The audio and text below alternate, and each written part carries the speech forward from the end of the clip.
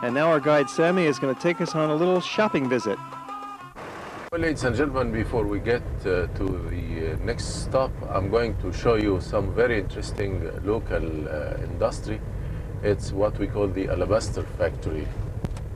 And there you can see the people, the natives, sitting on the ground making the alabaster vases or the statues. It's one of the natives' industry here in this part of the west bank of Luxor.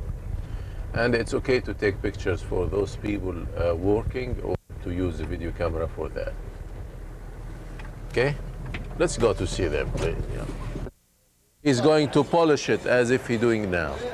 And then using a piece of flint with oil and soft sand to make it as smooth as you can see it now. And it looks transparent. This is the handmade ones.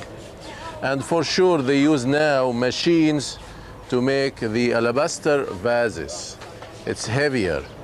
The handmade ones are softer and actually lighter in the weight. And of course, this is a granite head. Could be for King Ramesses II. But this granite is not carved out of a solid rock, but we say this is the granite powder, and then casted and gave us this shape then. Yeah.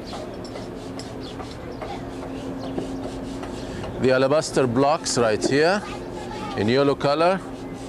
Another kind of alabaster stone in white, as you can see. They quarry the alabaster stone in some area known in Egypt now as El Minya. It's to the north from Luxor. Also, we have the soapstone in the mountains around. This is a soapstone. When you touch it, it's very soft.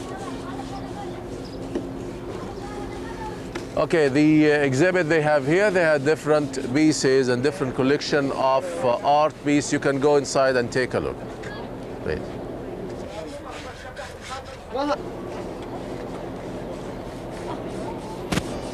Have a look around. For any money, Egyptian money, American money, English money, Japanese money, any money, no problem. Have a look around.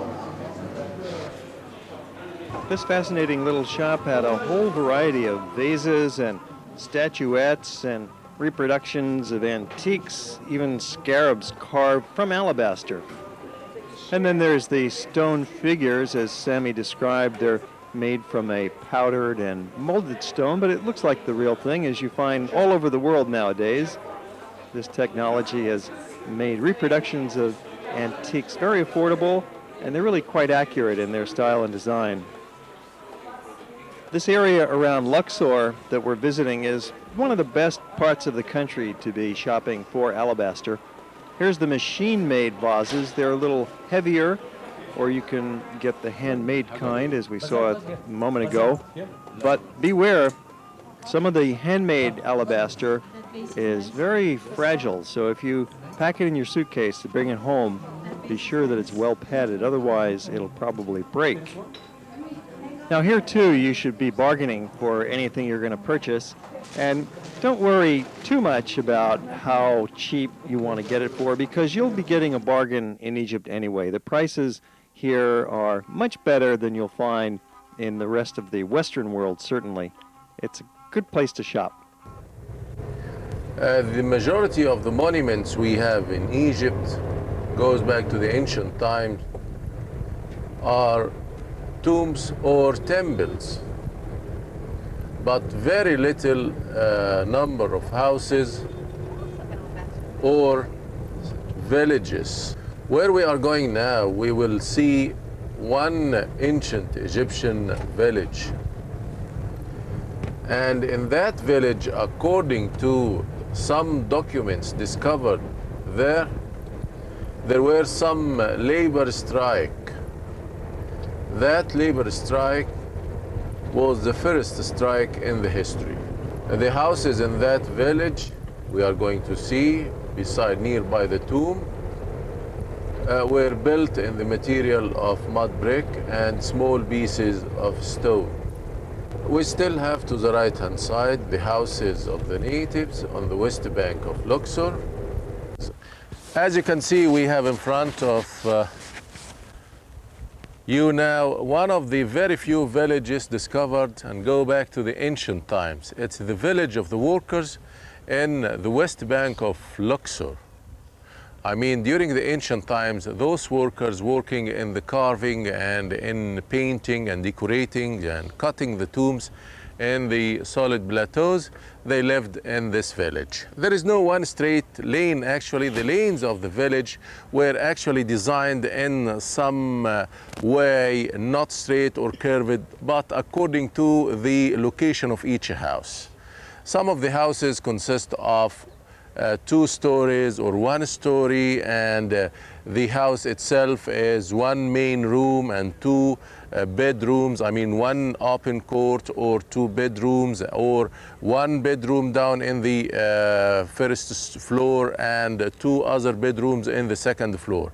Normally, many of the beds they used were made in mud brick, like that corner or that part where we have a sofa.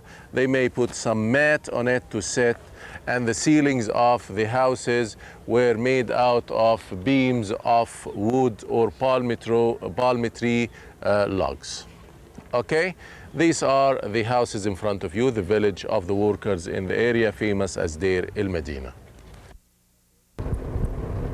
And in Deir el-Medina, I'm going to show you one of the most beautiful tombs ever found in Egypt.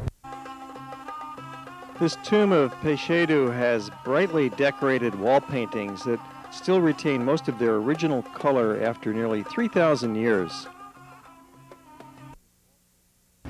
We have in front of us now the 2 colossi of Memnon. Actually, Memnon is a name given to these 2 huge statues by the Greek travelers.